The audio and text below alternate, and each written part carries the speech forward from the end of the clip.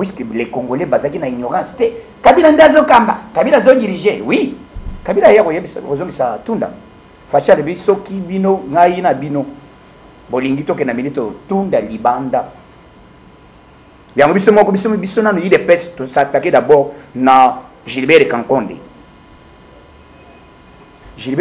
aza ya yide peste.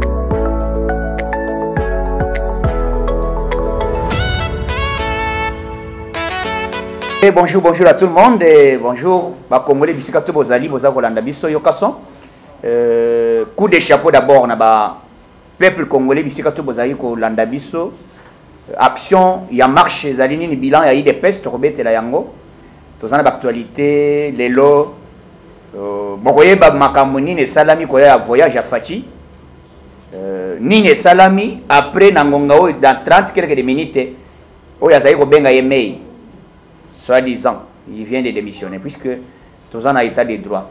Donc, qui est Fachi Béton, état de droit, il faut frapper tout le monde.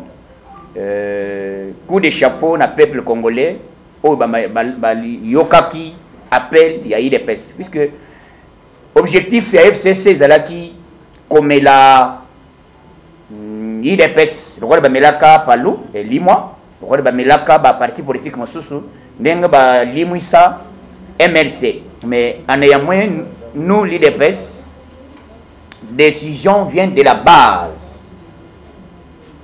Hein? Décision vient de la base. Au contraire, aux gens du FCC, c'est l'autorité morale Joseph Kabila. Nous, à l'IDPS, l'autorité morale, c'est la base. Donc, Makambezali qui toque les lois, qui est Fachi Béton. Bilan. Batubakofi combien? 6 personnes. 6 morts, 3 à Kinshasa, 2 à Lubumbashi, 1 à Goma. Après, 96 personnes au Bazali, na Bapota, ba blessé, ba nini, donc au Bazali, na l'hôpital. Bamoussou 113 au Bazali arrêté. Yamoto Sengi, vous allez comprendre et l'autre tout ça qu'on déplorer. Nous l'IDPS au pouvoir, ministre de l'Intérieur de l'IDPS, on compte encore des morts. C'est déplorable. Cette histoire. Tolinga quitté que esa la kakalisous pour la toute première, pour la deuxième fois. Toloba yango mbala ebele, tolobela yango que ekoki ko sala malisusu te na pouvoir à Fachi makile tanga. Nani asali ke makile tanga. C'est pourquoi nous l'IDPS tozali tellement indignés na comportement ya ministre de l'Intérieur à monsieur Gilbert, monsieur qui s'appelle monsieur Gilbert Kankonde. Il doit être limogé. C'est pour cela nous, la base de l'IDPS, nous demandons à l'immédiat. Il doit être limogé. Comportement du ministre intérieur, dans le territoire, dans la province, le chef du quartier, Bazali ko dépendre na ministre intérieur, police, gouverneur, tout bazo dépend du ministre intérieur. Nani apesi ordre. Babete lisasi. Bokoyoka ke chef de l'État lui-même, le garant de bon fonctionnement, il a appelé M. Kassongo. Tu portais plainte, l'IDPS. Tu portais plainte na Kassongo Silvano. Tu portais plainte na Mwana Masi Karine. Moussous na général commandant Bazala aux arrêts. tokoki ko permettre eloko bongo esalama te liwa lisusu na pouvoir ya faci yango tozoyebisa bino FCC comme bino bozali ba provocateur ya masolo biso siko toye toye donc masolo ezali kopela moto ndenge toza boye tokosala mosala à tout moment nanu bolungu lokole bolungu nanu rejet ya dossier ya monsieur oya seni nani Rosa Malonda nanu bolungu liete soki nanu alungu ete à tout moment nous allons toujours descendre dans la rue pour revendiquer notre droit. Aujourd'hui, il y a des choses au biso na web sabino que Congo ezalaki na makambo o bato ba mesana ya yeme ya yebsingai yeme ya yebsinga na chombo kete ko bangate yokaso ba yoka omokamate omokamate boye bagite politique comme elengi ya ndenge moko nano yokate soko za mwana idepeste mbalo bo changer identité changer identité to comme elengi trop suka kokita fachi CPE CPE kiti politique comme elengi siko banani baboma batu depuis 2004 ti komanda 2006 tina lelo banani basere ba crime à vous les comprendre. Donc, Batou Bazo Kangama en bloc. C'était hier, depuis 18h, l'atterrissage forcé. Une forte délégation des membres de ces pays. Est-ce que ces pays va y avoir colonne Massango na Congo? Vous savez que ces pays, bazana ba entreprise moko. Entreprise de ces pays, Zali Kokanga. Entreprise, il y a ces pays. Il y a ça, entrepreneuriat à Congo. Congo est combien de lignes? Tout le monde dans quelques minutes. Petit à Longo Moussara. À Longo Boulot. Quelques minutes au moins. En tout cas, j'ai rendu hommage au chef de l'État puisque d'avoir mes nommés, voilà. Mais tu avais dit que vous redémissionnez. Comment vous avez ministre en fonction? Ok, ne pas ce message dans les médias que Yémei, ministre en fonction, il y a justice. Au lobby que Yémei a Yémsinga Kobangate. Yémei a fait ce message. Et puis Fatia Lobaki, na réunion, il est quand il va voyager. À Lobaki, na linga là-haut, toujours le baoui. La FC Boy. Kende, l'ongola connexion, Kende Kobenga Yémei, à zone son Moussala. Petit Moussala, c'est la raté, Salmi. Puisque les Congolais basaki na ignorance te Kabila ndazo kamba Kabila zo diriger oui Kabila ya koyebisa ozongisa tunda facha de biso ki bino ngai na bino bolingi to ke na milito tunda libanda yango biso moko biso na yide peste to s'attaquer d'abord na Gilbert Kankonde aza ya yide peste ministre intérieur azala monti ya makila moto aux exemples, est-ce que vous pouvez comprendre le ministre intérieur, il y a eu des pèses, ordre, il y a des policiers, des ordres, des bêtes, des babouka, des batu, des kota, des pillés. C'est quelle histoire? Donc, les lots, ils ont mis au point, il y a que na 30 minutes au tozoro bawa. Tout dans nini na bureau, il y a le premier ministre. A aussi démissionné. Lobby, conseil des ministres de Koti, chef de l'État, a yebisi bande comme Soussou. A lobby, Nazaki un peu étonné na comportement nabino, au Salaki. Comportement ya que, au moins, tous un régime, il y a information.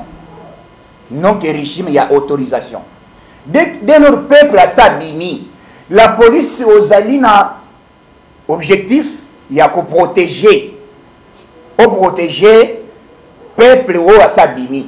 Mais tant que vous avez bêta massas, nani a pessi ordre. Donc Karine Azana, tu as souvenir de ma belle. Pour réussir à faire Karine, c'est quoi? Peut-être que vous avez dit que Karine a des boloko. Karinazo. Oyokason. Organisme Bakambozaki, Makambo, Yeme, ya le Bibokanga, Ozokindi. Pouvoir nabiso et dans ma sécurité.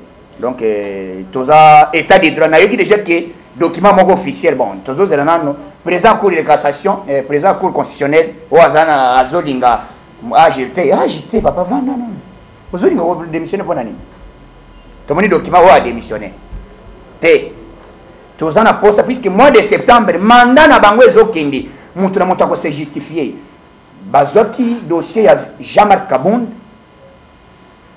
conseil d'état a réhabilité Jean-Marc Kabund na cour constitutionnelle ba rejeté siko bazwaki dossier wana ndenge ni balobi ezali recevable mais non fondé ah ba ko expliquer biso état de droit frappé Montignonso.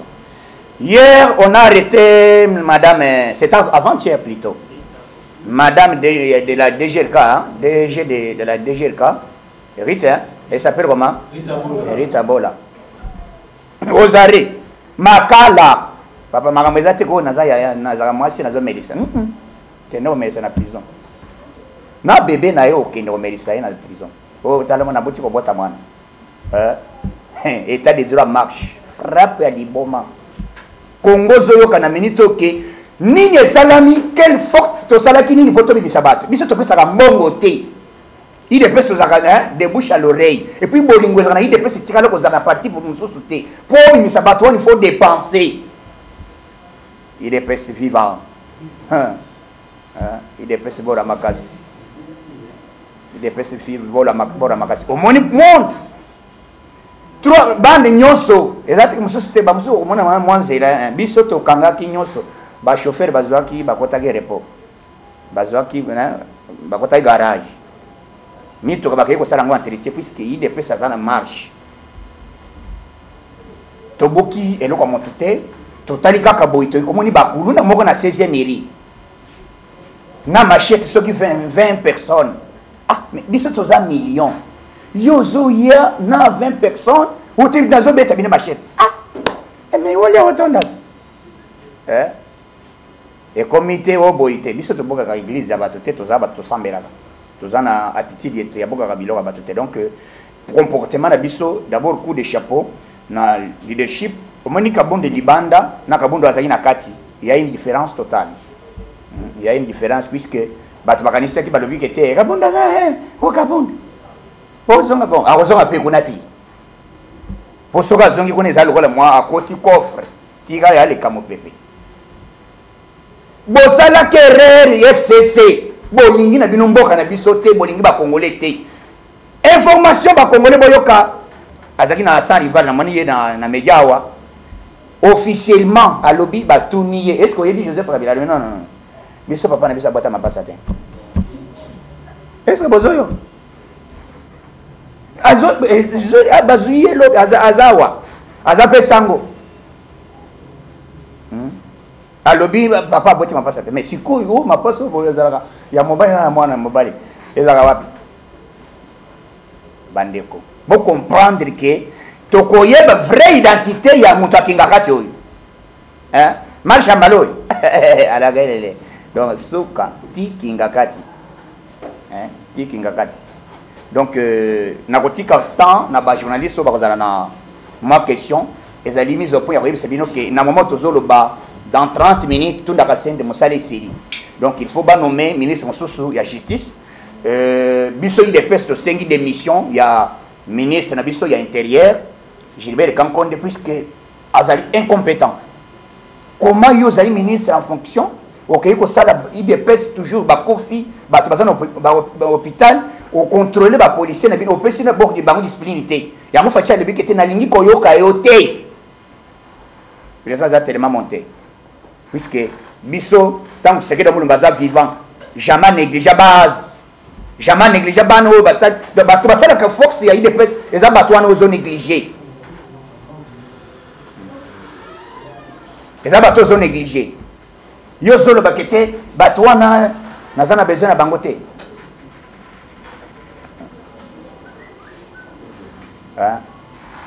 Ozo ya olobi kete ngai na moni bande bona biso ba sokisi ba mosusu boiske bozo comprendre que mboka na biso je pense tokoyi ko banga te ba saccager ba beti ba sali oyi ba kosala mais il est peste toujours à laquelle elle est.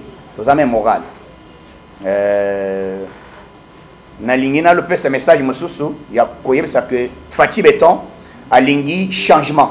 Changement d'abord sur le plan mental, tous à la même morale, tous tenir chef de l'État, toti kanyamu nyamu. Même na l'idée de presse, bakangi o azali financier nani na maison civile. Azana makala famille proche ya Fati aux arrêts. Donc il y a un MC bino bande kona biso ide pesi mais tant yo za pe kona ministre yeba musala zo sala biso to zaliwa bakoyoka molonge bakoyoka molonge. Donc je vais laisser le temps pour avoir une question à poser pour que tu puisses peut-être te développer to kenema solo les deux qui moi ce pour moi ya peut se rendre ouais avoir une question oui to tamboli puisque na Congo ezaki bato bazaki intouchable. Bato bazalaki na Congo bazalaki mutu moko soko za mutu surtout pour se protéger bien. Même d'abord tu yebaki à l'époque qu'il y a des milliardaires, il y a bato bazana bambong. Mais la toute première fois tu y a komona na régime ya Kabila pose à na mbong il faut être politicien. Pose à mutu basimba kati il faut être na kati FCC. Donc les FCC va comprendre que tu es un régime où il y a intouchabilité comme un régime il y a état de droit. Au lobby maloba, aux alliés ministres en fonction. Comment vous pouvez minimiser mon tazali garant de bon fonctionnement? Oh, bah, petit mandat la population. Aux autres, vous pouvez dire yemei. Mon tazali mandat c'est kenda à sali 18 ans à sali l'autre côté. Aux autres, vous pouvez dire yemei. Yemei na qualité ni. À quel vous pouvez dire yemei? À ce c'est na musala. Donc, na minute tout dans musala est civil. Dans 30 minutes, madame. Dans 30 minutes. 13h30. Dans 13h quelques minutes. Mutu musala tunda kasenda au tiko démissionner donc boulot vidé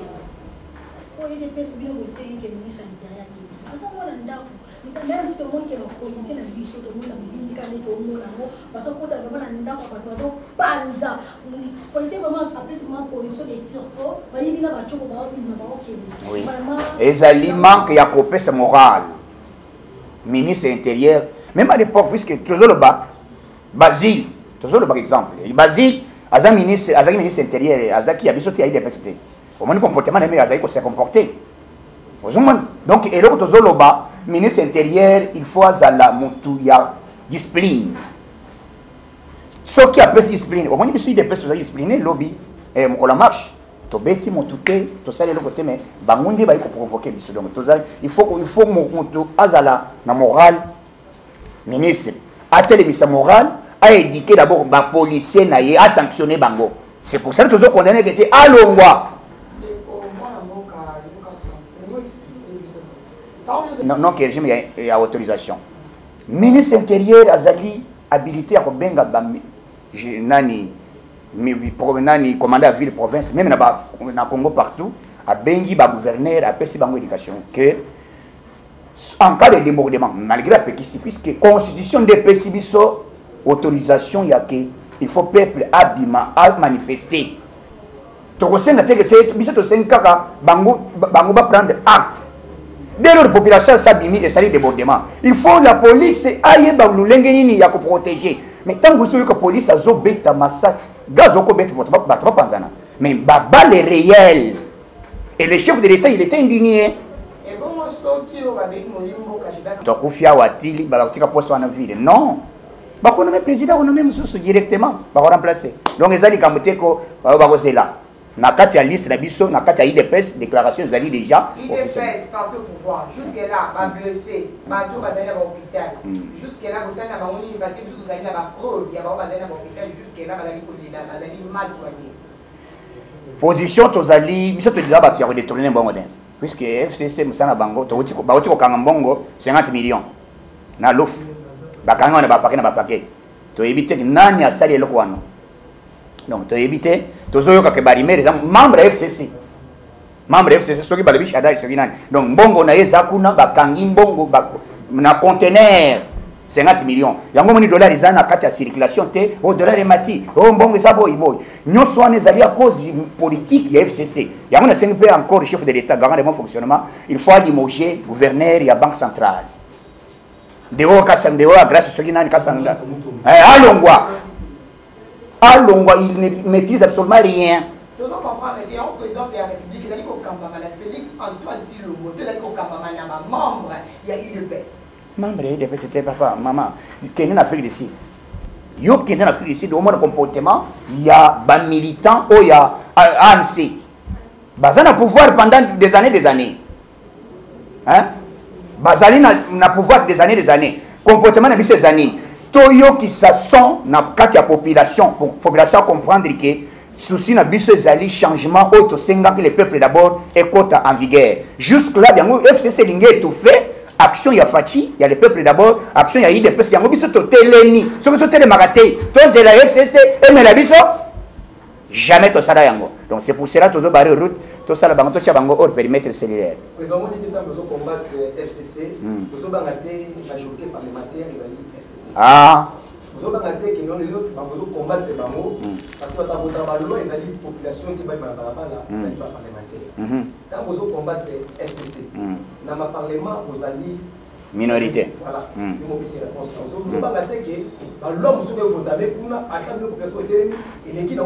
Qui est au-dessus ici en RDC?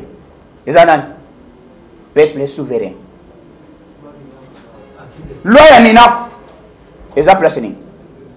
Quand la Constitution est possible au pouvoir, l'article 64, que tout barré route, n'a pas tout au pouvoir, par force. Tout ça, au état de nuit. FCC est un système. Donc, on a déjà état de droit, il y a marche. Banisco ba étouffé politique au fati a memi. O ya lobaki que malgré aux amas sananga to tangana yo to kolana yo. Tant to kokuta ko constater que te oyebi puisque eloko elekeli bango. On tozala ki proche ya fati. O ya zala ki pion bien placé auprès de Fati, c'était Kamer. Tant que bamoni Vital Kamer a condamné donc agitation. Pour ça na biso ezali 300 députés wanate. Biso o to ko sala ezali de population ko yoka. Kende na Mali hein. Kende na Mali na minute assemblée ça par terre. Par terre. To ko sala album a so tant que na elongwete to ko descendre. Puis descendre en balaoy. Kinga kati ko yoka son. Donc le président répond à la réponse sur la population va comprendre les politiques où jouer entre le président Fachi et Joseph Kabila. Parce que ah déjà mais que ça marche, ça va revendication mais si on est pas mettre huis clos là bango, bango mandataire là wakati l'union de mona la kala wana, ils ont un mandataire wana. O que zo boya, que zo boya, parce que mandataire zo pas passer à l'isala. Mais nous avons là qui non. Tanga mama, atukata yomoko mama nangai.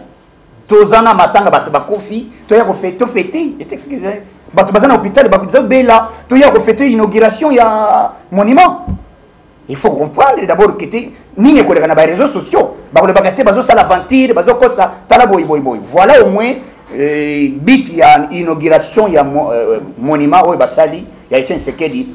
ezali ke bari pourtant to landana ba trosa na hôpital to landana na makamba bibembe to yeba aprendre to ya ko fêter to ya ko sa inauguration wana to ko iko zaleta na matanga to zolela to bi mato fêter est-ce que zolela mama na seli o bezati mama na mbalaka ta ya Thomson o banda olia oui elle est pour social